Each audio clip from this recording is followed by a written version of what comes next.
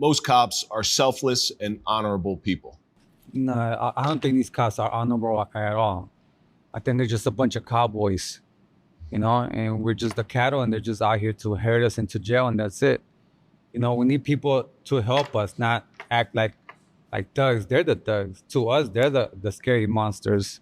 So why wouldn't somebody like yourself who has those views take on that responsibility to change that system?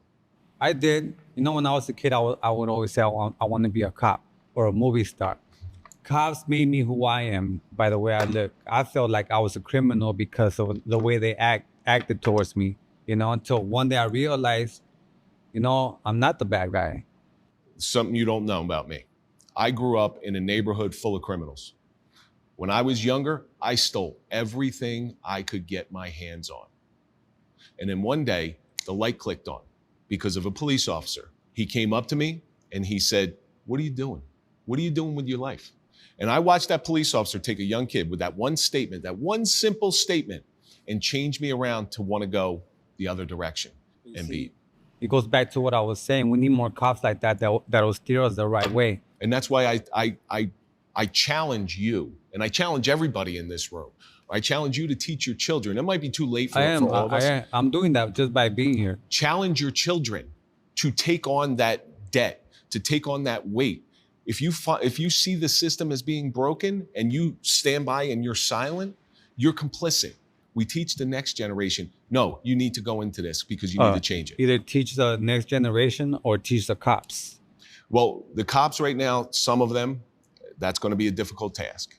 I think the solution will be to just teach the cops better training and teach these kids how to be. What kind of training would you give them?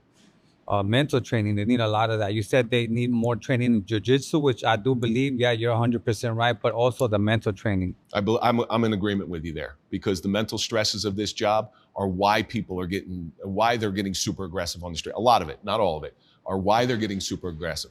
So we are all victims to becoming what we see.